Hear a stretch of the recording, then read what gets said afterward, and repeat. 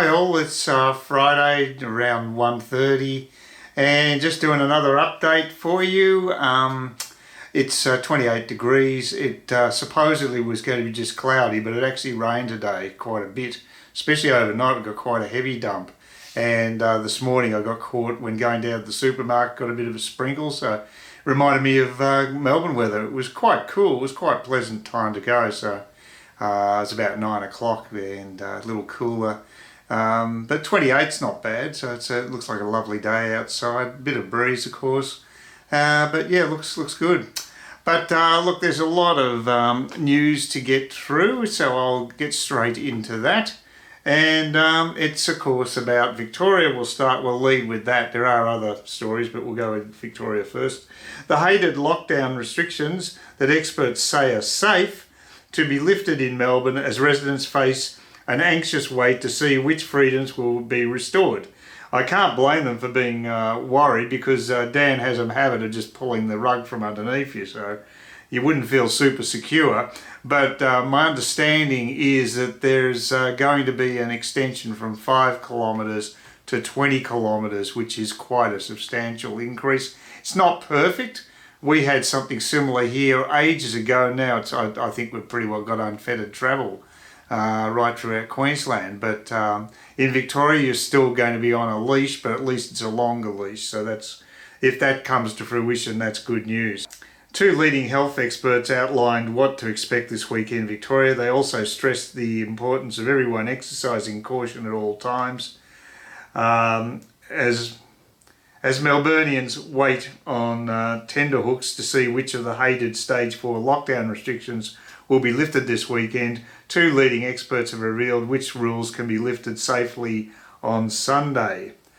And it's interesting to note that I don't think I put this in my last video. I did record it, but I don't think I included it with the edit, that the WHO has now said that lockdowns are not a long-term solution to the coronavirus. Finally, some common sense. It's quite surprising because they're basically UN-based, quite heavily influenced by China. I'm surprised to hear something actually in the realm of common sense coming from them. But finally, people are starting to realise that you just can't lock down your countries for any length of time, or your states or provinces or whatever. You need to allow the normal things to occur. You know, with the young who have got low risk, they should be allowed to go to school and work and just protect the people who are most vulnerable. It seems a much more sensible way of doing things than this absolute sledgehammer system that Andrew seems to love employing. Australian National University epidemiologist Peter Collignon and University of New South Wales infection prevention expert Mary Louise McLaws said it was vital for all residents to still exercise caution to stop an explosion of the coronavirus cases. I'm not so worried about the cases, I'm worried about the deaths. I mean, look, most people aren't dying from this thing. Let's get this in perspective. However, while they believe some restrictions should remain firmly in place, they agree that the 5 kilometre rule, a ban on community sport, could be lifted with no danger to the public. So it looks as though they may be listening to those people, but fingers crossed that 20 kilometre extension is actually in place. The news is positive for cafes and restaurants, especially those offering outdoor seating. Unfortunately for services including hairdressers and beauty, this frustrating wait is set to continue, perhaps even as far as Christmas and beyond. Now, I don't quite understand that. I guess because they're operating indoors, is that the rationale? Or is it because someone cutting your hair by definition needs to be close to you? What if they're wearing a mask? What's the problem? That's why what masks are for, is to stop someone who potentially is infecting the customer. So if they're wearing a mask, why would there be an issue? You could have social distancing within the salon and then make sure that the actual barber, hairdresser, whatever, has a mask on. What if masks are so wonderful? Why wouldn't you use them? See, and it makes you wonder, do they really believe masks are the cure-all? Probably not. I'm so cynical about what the truth is in this whole mess. It's just ridiculous.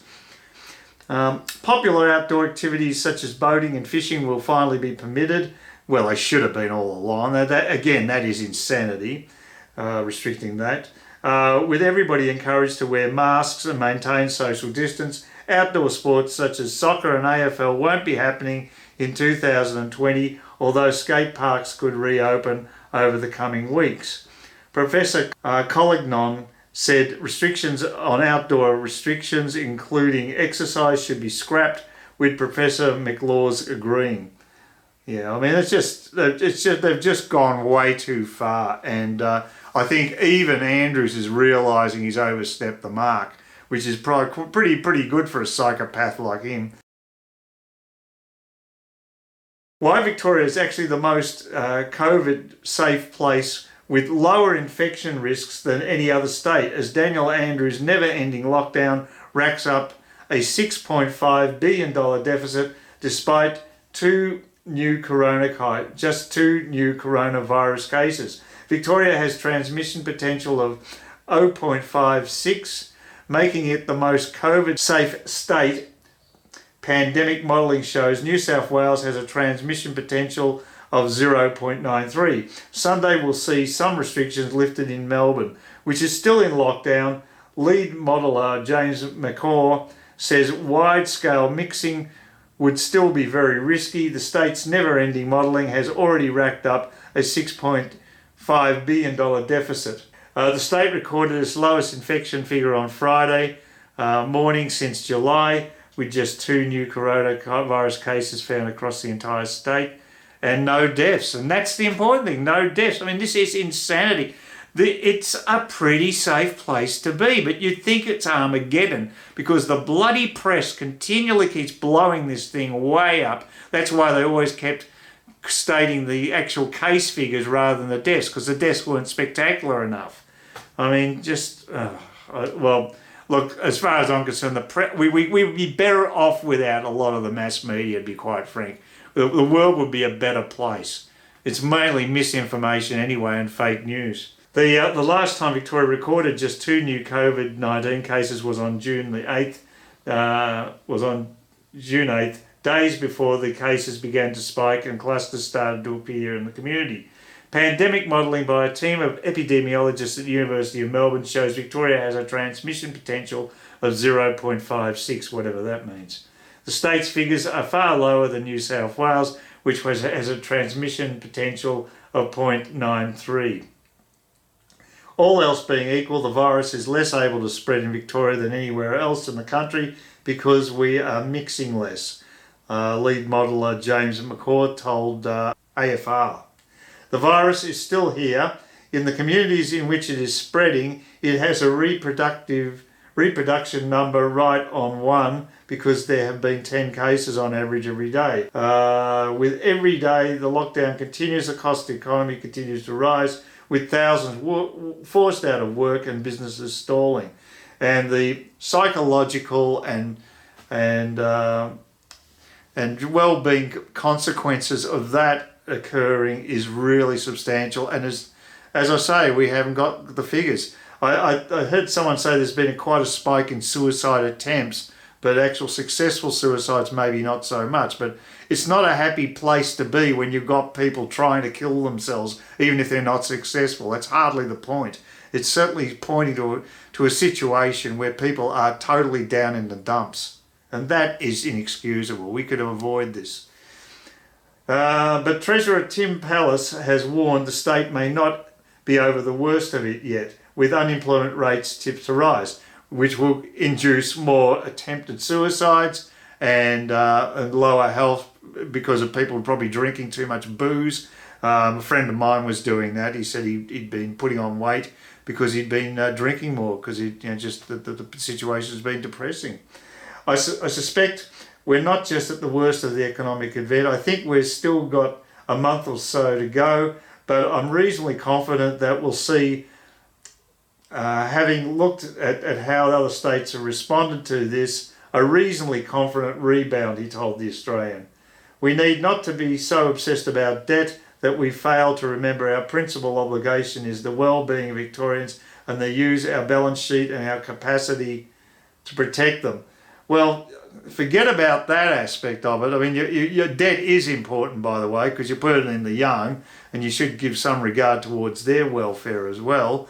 But what about the economy, pals? I mean, you're the treasurer. You've allowed the Victorian economy to be crushed. Now, that doesn't seem to be a particularly smart move, especially the way things are panning out. Important life events with large numbers such as weddings and funerals remain a long way from returning. As it stands, 10 people, including the couple and witnesses, are currently permitted at weddings. Religious gatherings also allow for up to 10 people, plus a faith leader. Professor Collignon emphasised that the virus spreads predominantly by droplets to people close to someone who is infected, with Professor McLaws stating ceremonies, especially those conducted outside, cannot occur for a long time yet. Well, I would have thought outside was better than inside, but I don't know what they're alluding to there. Interstate travel to and from Victoria is still not an option, with entertainment venues to remain shut. So don't expect to see nightclubs or adult entertainment locations opening their doors to punters in Victoria leading into November and perhaps even 2021. Both health experts suggested travelling locally and in Greater Melbourne only for health reasons this weekend. Again, I just think this was way too much restriction.